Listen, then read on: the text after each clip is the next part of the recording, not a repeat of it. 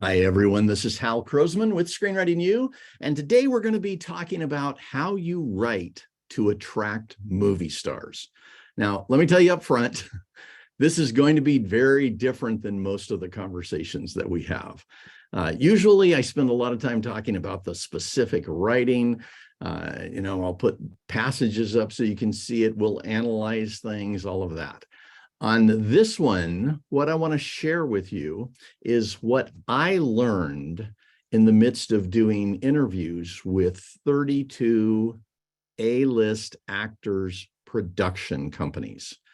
So a lot of people don't know this, but a bunch of the A-list actors have their own production company.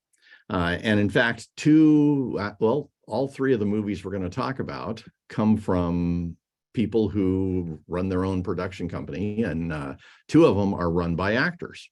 So once you understand that, you know that behind the scenes, we've got producers helping them make decisions. They've got an agent, maybe they may have a manager that's helping them make decisions.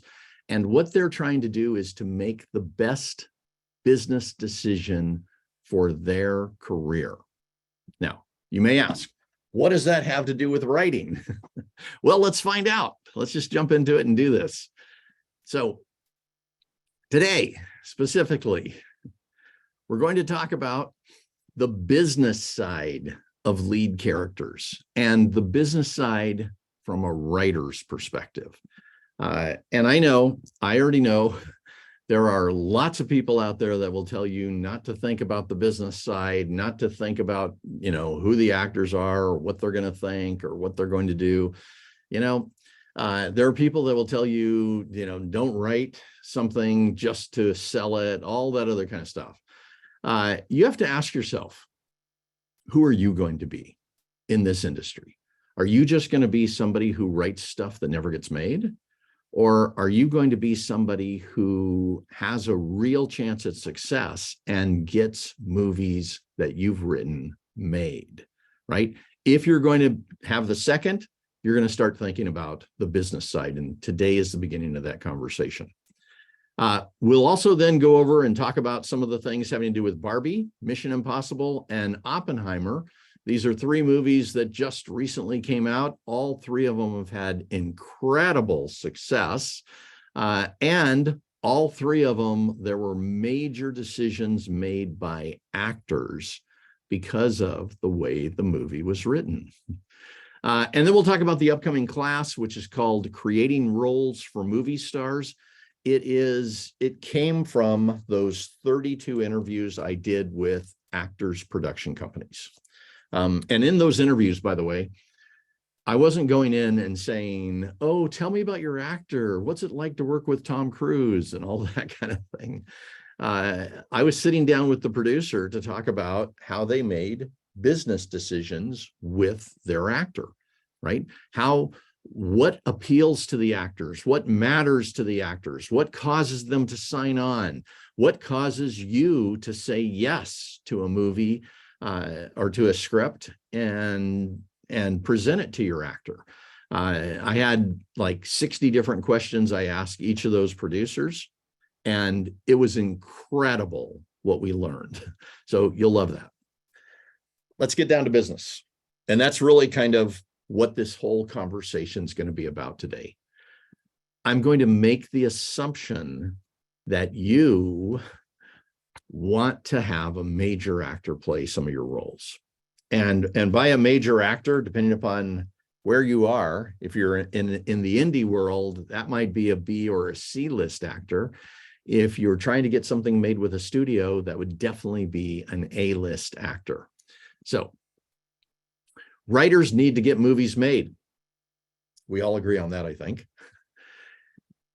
Which means the movie must be funded. And it is so much easier to do that when you have a star. And in fact, for most of the movies that are greenlit at the studio level, you have to come in with a star. And it's not you that comes in with a star, by the way, it's the producer.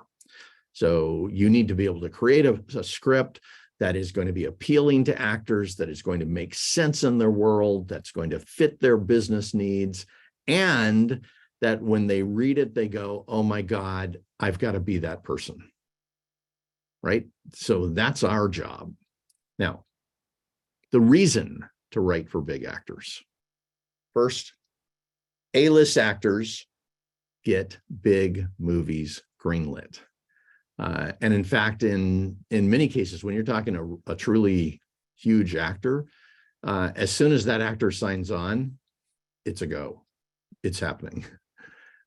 So this becomes so important. B and C-list actors get smaller movies funded. And by the way, the other thing about this is, when I'm talking B and C-list actors, usually B-list actors are either people on the way up, or they're people who made it to A-list and now they've dropped a little bit.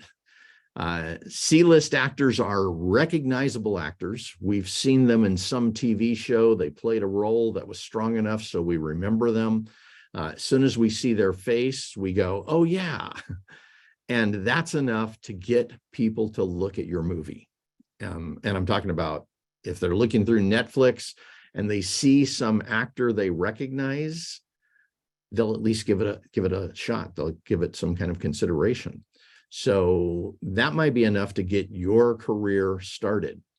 I know sometimes people will say, oh, I'm only going to work with the best. And if they're at the top of the industry and they say that, that makes total sense.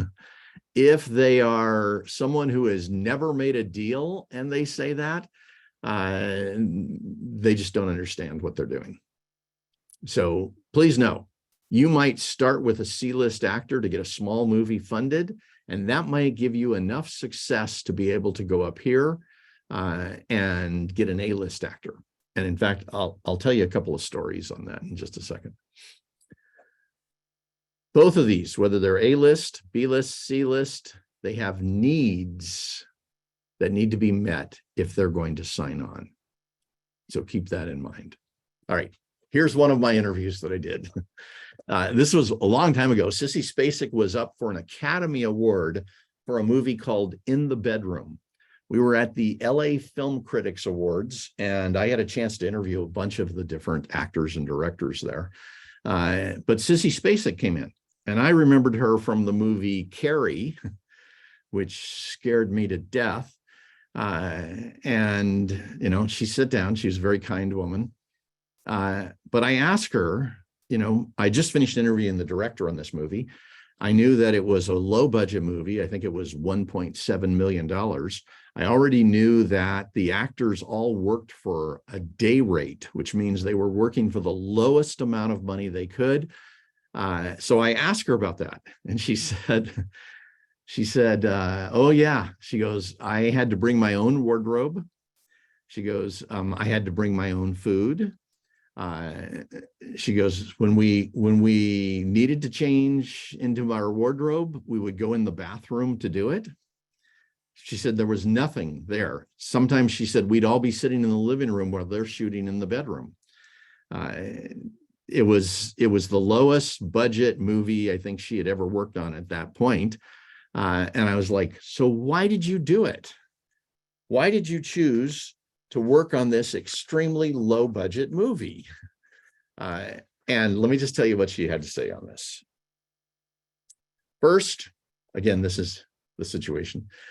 She said she signed on because she believed it would restart her career. Now, I want you to think about that for a moment. Her career was over, basically.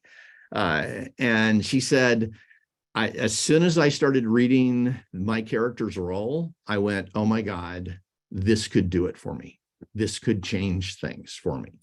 So she signed on. She worked at the same rate that everyone else worked at. She, you know, brought her own clothes, her own food, all of that other kind of stuff, because she believed it would restart her career. That's important. Why I'm telling you this is because you need to know these actors are making decisions for business reasons. And if the business reasons don't exist, then even if they love the character, they've got a lot of uphill battle in front of them to try to get that movie made. But if the business reasons do exist, they can make things happen. So, by the way, so she had been nominated for an Academy Award for Best Actress. And at the LA Film Awards, LA Film Critics Awards, she had been also nominated for Best Actress, and she won that night, right after I interviewed her. She'd also then won a Golden Globe for Best Actress. The movie was 1.7 million, and the box office ended up being 44 million. Now, by the way, they had two other stars in this movie. Marissa Tomei was one, and I'm sorry, the guy's name is escaping me at the moment. But all of them were working at day rates. So again, when I asked her, she said, as soon as I started reading that character, I knew that this would restart my career. And it did. Since then, she's worked in 20 movies and 9 TV shows. So this changed everything for her. Now, again, she loved the character. That was part of it. She loved that character. But the other part of it was a smart business decision for her. It was a decision that was designed to get things back on track. And she made that decision, and it turned out. Let me give you another one here. John Travolta. One of our writers actually worked with John Travolta on a couple of movies. And so she told me this story. She said, John Travolta, at one point, his career was over. This is like 30 years ago. He'd come out, he had been a big success at the very beginning. He'd had, Saturday Night Live or whatever it was called. And then it died. So he was in a quandrum. He was somebody who had lost, essentially, he had gained all this success and then he lost it. So Quentin Tarantino set him down and he pitched the role this way. He said, John, your career is dead. This role will make you a star again. Now, you know the role. He played Vincent in Pulp Fiction, and it did exactly what Tarantino promised. Since that point, John Travolta's been in 54 movies and 37 TV shows. Now, let's pause for a second. Both of those were low-budget movies, and in both cases, they had incredible roles that attracted actors. And these actors were people who had gotten up to the top where they were right on the edge of A-list, right? They were having success, and their career had tanked, and the roles from these movies brought them back. Now, again, that's a business decision. Now, knowing that, let's talk about this. What do starring actors need? For A-list, they need to maintain or increase their quote. And this is something you really want to be thinking about. It's like once somebody gets to A-list, their quote is usually somewhere between $10 million to $20 million for a movie. They may also have some kind of back end on the movie. They may have some kind of other participation, but all of that is dependent upon their ability to continue to produce success for movies, right? So they're making decisions almost entirely based on business stuff. I was at Pierce Brosnan's company interviewing the producer, and she said, I said, let me just ask you, so you guys read a lot of scripts before you hand something to Pierce? And she goes, oh, yes. And I said, about how many do you read to decide?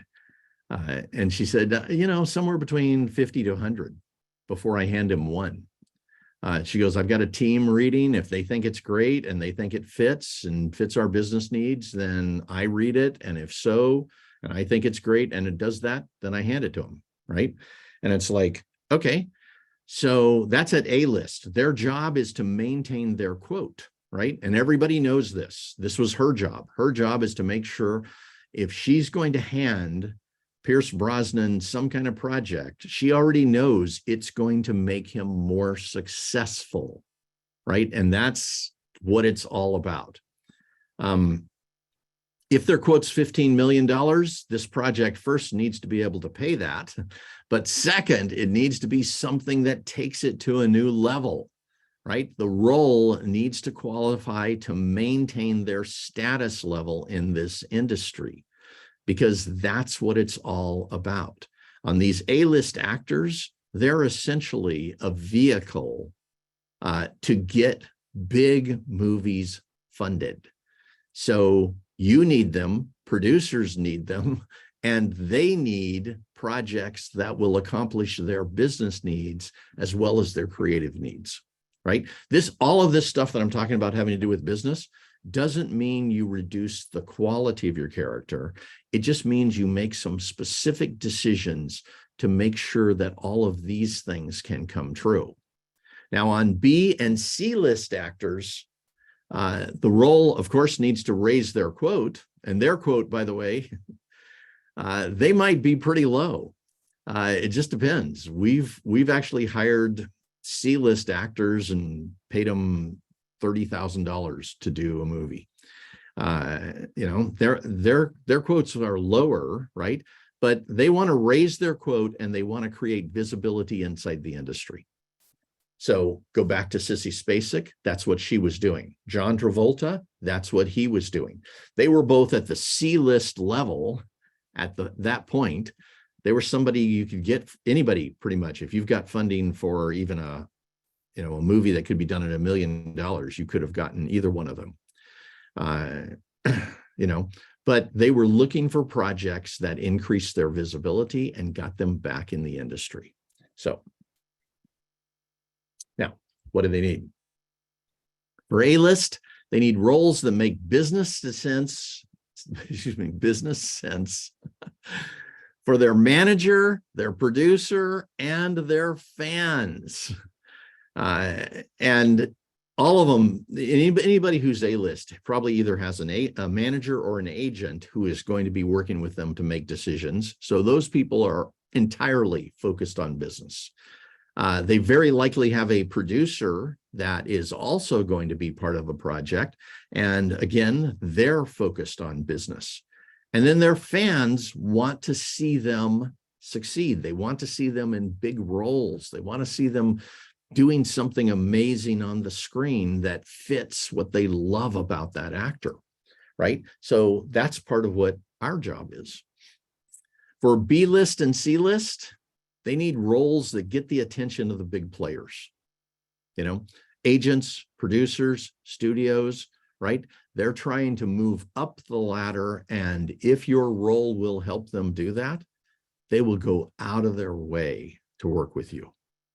Now, this is the objective: raise their status, raise their quotes. So the good news, you can modify your lead characters to accomplish the actor's needs, right? Let's say you've already created characters for certain roles. What if all you had to do was make a few minor changes and that script could suddenly skyrocket and become a huge success in this industry? Tell me you would do it. Really, tell me you would do it. Those people who say, I'm not going to let anybody change anything about my script. If somebody's trying to butcher your script, I understand. But if somebody is trying to get a major actor to play a role, or trying to get funding, or trying to get you into the industry and have you become a name, you know what? Changing some words inside your script, I think that would be the least you would want to do to make that happen. I think you would be wanting to go out of your way to create that kind of result. And I encourage people all the time to be looking at the decisions they're making, especially when you're interacting with producers, agents, managers, studios, streamers. Look at the decisions you're making and be asking yourself, What are the best decisions? What is the thing that will move my career forward? Once you get to the point where you're working with some of these people, your purpose shouldn't be to protect the words in the script. It should be to do whatever you can to get this movie made so that you can do the same thing Sissy Spacek and John Travolta did. You can go from a place where almost nobody knows who you are, or they've forgotten you or whatever, to being a star in this industry, right? And that's what these kinds of decisions create. So let's look at some of these. Barbie. So far, it's made over $1 billion. If you haven't seen this movie or any of the other two that we're going to talk about here, I'd say go see all three of them. They're all great movies. So Barbie, it got a producer role for Margot Robbie, and she deserved it. She helped make some amazing decisions that made a huge difference in the success of the movie.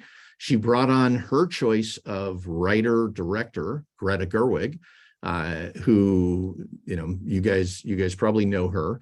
And she did, I'd say, a pretty amazing job writing that script.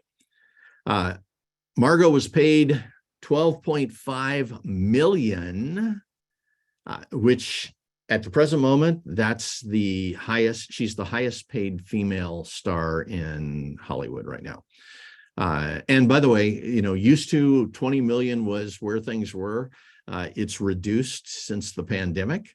And you'll see with the other actors what they got paid also. She had an iconic character. This is the most well-known doll in the world. She got to explore women's roles, deliver a profound message that had a serious impact on audiences. And I said in those movie theaters, when we analyzed this movie, I went and watched it 3 times. And the first time was with my wife, and I got to watch, there were certain parts that she cried at. During that one, I noticed there were about 10 women around us that were crying at different parts. And it's like it had a profound impact on them. This wasn't a small thing. I know that there was some controversy created. There were some men that didn't like the fact that it dealt with women's issues, but they weren't the primary audience for this movie. I thought it was an excellent movie. I enjoyed it all 3 times that I watched it. It held up. But if a man has an issue and is, and doesn't want to empower women, well, then they're not going to like this movie. So just wanted to say that. However, I'm going to tell you, I think it's absolutely worth going to see. Barbie goes from the perfect life to a male-dominated nightmare to taking her world back. So she had a cool character arc. When the movie started, I just thought, okay, this is going to be completely superficial. I'm just here to watch something purely for entertainment. Once we got into it, I was like, wow. And keep this in mind, her audience for this movie is 1 billion Barbie doll owners. That's just crazy. So there was a huge audience, so it made sense for them to spend the kind of money they did to get to that point. Let's go to Mission Impossible. This one it's already got 7 movies that have come out in the franchise. They're saying there's going to be 2 more, 8 and 9, and we'll see what happens with that. Right. But thinking about Tom Cruise, the star, right? This movie was produced by Cruise Wagner, which at that time was Tom Cruise's production company. He now has a different production company, which is also producing Mission Impossible and other movies that he's doing. So he's got, business success there. He had his own writers, and I don't know how long he's had his own writers, but I've interviewed a couple of his writers.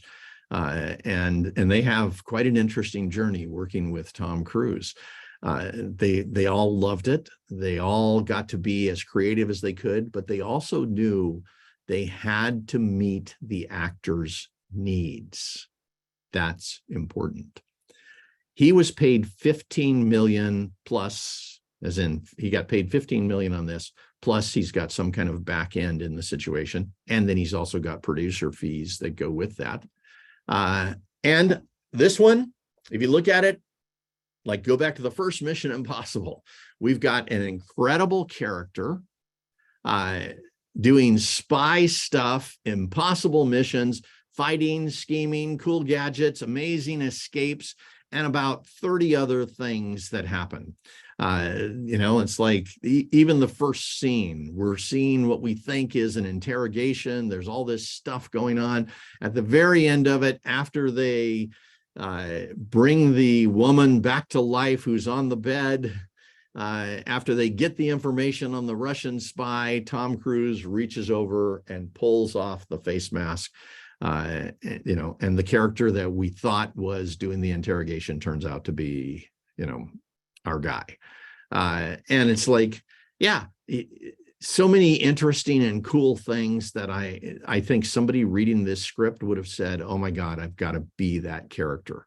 And look what kind of success it's created for both the movie franchise and for Tom Cruise. Oppenheimer. So far, this has made 581 million. Again, absolutely worth going to see. Very interesting the way it was done. This was written, directed, and produced by Christopher Nolan. And let me just give you a quick fact for anybody who doesn't know this. Nolan started his career doing a movie called Memento. I hope you've seen that one, where he created a starring role for Guy Pearce. Now, Guy Pearce at that time was pretty big, and Guy Pearce chose to sign on to this just because of that role. And if you haven't seen Memento, absolutely go watch it. There's the way it's written, the way it's set up is amazing. We're doing the movie basically backwards in a nonlinear fashion, and it absolutely fits the character perfect. So Guy Pearce knew when he did that movie that it was going to be a hit, that it was going to be something that people were going to watch over and over and over again. And there was a reason for him to sign on. But him making the decisions that we're talking about here, was what got him a career. At the point at which this movie was written, Christopher Nolan was just like you and I, just like anyone else. He hadn't had any major success. Very few people actually knew him. He wasn't the star he is today. But making the right decisions, choosing a role for a character that was incredible, luring somebody who at least was B-list at that point in, and doing the movie changed his life. So now, Cillian Murphy. This is the star of Oppenheimer. He's a very interesting guy. He said, there's a whole bunch of things that he said, by the way, about why he did this. But one of the things, of course, was he wanted to work with Nolan, right? He knew he was in the hands of a great writer director, but that wasn't all. And there's a lot of times where people are making decisions and saying, yes, I want to work with this actor or this other actor or this director or whoever it is. But if you hand them like if Christopher Nolan would have handed him a bad script, my guess is they would have gone into a whole different set of negotiations. And it would have been all about fixing the script. We didn't have that problem. He said as soon as he read that script, he was like blown away by it. He absolutely knew this was a role that he wanted to play. And they paid him $10 million to do it, which for where he was, that was a raise in pay. He's now moved up to the next level. And he's done some pretty cool stuff before this, but this is his chance to be A-list, to be a big star. The role, he has a polarizing character that's known as the father of the atomic bomb, right? And if you think about it, it's like this guy did something that was impossible during that period of time. Nobody had ever created this. I know they were in a race with the Russians and the Germans and that kind of thing, but nobody had ever accomplished this goal. So he accomplished something amazing, but he regretted it for the rest of his life. And let's be clear, this is about an intense situation, right? He created the atom bomb that was then dropped on 2 cities in Japan. They ended up killing over 200,000 people. So there's plenty of reason that he would regret it for the rest of his life, right? But just getting to go through and see how this story unfolded, and what kinds of decisions were made back then, how this happened, how this character made this happen in real life. It's well worth watching. And of course, Christopher Nolan knows how to tell a great story with great roles. So that's something you want to aspire to. You want to be able to make that happen in your life. So what goes into creating these A-list roles? And keep this in mind, I'm assuming everyone here knows how to create a character, right? I'm assuming you all have created characters before. Maybe you know how to create character profiles, those kinds of things, but let's just look at some other things here. First, the role needs to meet the needs of the story, right? I'm pretty positive we can all easily agree on that. And then it needs to meet the needs of the actor. And that's going to, again, it's going to be important. They're going to make a decision as to whether they sign on. And the reason they're going to sign on is because it meets some of their needs. It needs to meet the needs of the actor's agent and producer. So these are the business needs. And it's like, a lot of times when people say to me, oh, but I love my character, I think they'll love it too, right? It's like, okay, that might meet some of the needs of the actor, but does it meet the needs of the agent and the producer? Because that actor is not going to see that role unless it meets their needs too, right? These are the business needs. This needs to be a project that's going to elevate their client, that's going to take them to a higher level, that's going to at least get the same level of quote that they have or more. It needs to be a project that is going to improve their standing in the industry, and those kinds of things, right? So that stuff's important. And then it needs to be a role that people are going to talk about. Because the more people are talking about these characters, the more the actor is showing up in the news, the more the actor is showing up in, articles and interviews and chat on Facebook and, wherever else, right? It's like, that's their job. Their job is to be in the public eye. Their job is to have people talking about them, to have people want to come see their movies. So all of the thinking we've talked about today goes into a whole bunch of decisions that you're going to make, starting with the character introductions, right? It's like, if you're just thinking about the story, you might write your character introduction one way. If you are thinking about trying to get a major actor, you would be very, very smart to write that character introduction in a way that the moment that actor reads it, they just go, oh my God, I've got to do this. So that's a point at which they're making a decision. This thinking also goes into the transformational journeys. Are you creating a transformational journey that an actor would want to go on? Do you have some kind of monologue in there that blows them away? My guess is America Ferrera was going to sign on to this movie anyway, and I'm talking about Barbie. But if you go look at her monologue, the moment I saw that monologue, I went, yeah, if she even just read that monologue, she said yes, right then. And that monologue I have seen posted by people on Facebook and Twitter and all over the place. Like, I've seen it hundreds of times. People loved that monologue. And if you look at it, it's written in an ironic way. You may think, well, she's just ranting, but she's ranting in a way that is ironic and interesting and makes a point and touches their primary audience. So, all of these, this is how you're thinking as you're doing this. You need to look at their exit scene. How do they go out? Do they go out in a way that has them known? If you've seen Barbie and you look at the last scene, her last line of dialogue, she goes out in such an amazing way that I think appeals to a lot of people. So it's worth doing. You need to look at what's their profound truth. What is the truth this character is bringing to this story? And then you're going to use all of this criteria to make decisions that increase the chance that actors will sign on. Now, again, I did interviews with 32 actors production companies. It took me a year and a half to do that. During that period of time, every single interview I did, I learned something new.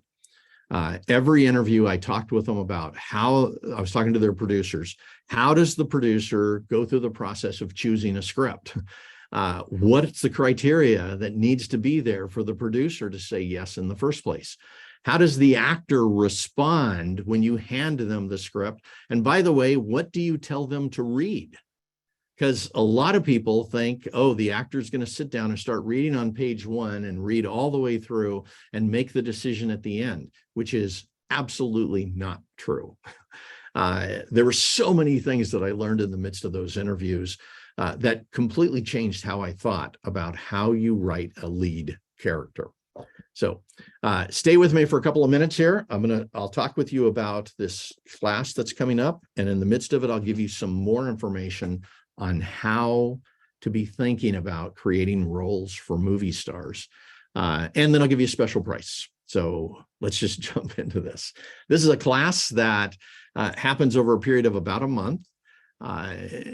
It's all about understanding first actors' needs, right, for a character.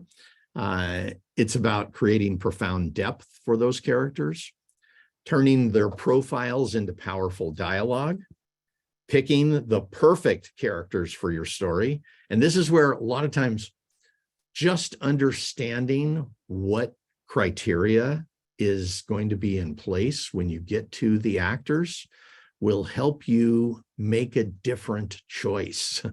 There may be 15 different characters you may have brainstormed that could play your lead role, let's say your protagonist. If you've brainstormed 10 or 15 different versions, 10 or 15 different characters, maybe one of them fits what the producers need, what the actors need. If not, then your job is going to be to make some changes, right?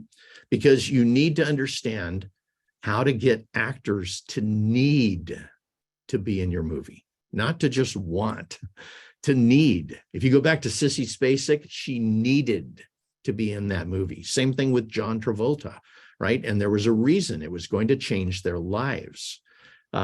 So by the end of this class, you're going to understand how to have actors fall in love with your character, how an actor reads a script differently because it's totally different. They are thinking in a different way. They are reading in a different way. They are actually choosing specific scenes to read. What needs to be in a character introduction to entice an actor, and I'm going to talk about that more in just a moment. How does the role improve their reputation and their financial future? So these are all things that you will know by the time you're done with this class. So when you're making decisions for your lead actors or for your lead characters, you want to be thinking about all of this. Now, let's go a step further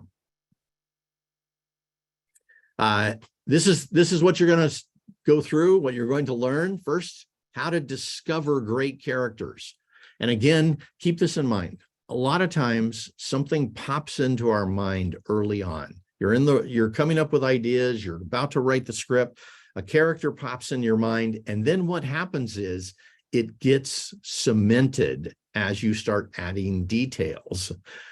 What you want to do in the very beginning is go through the kind of brainstorm process that will have you be able to discover a great character first.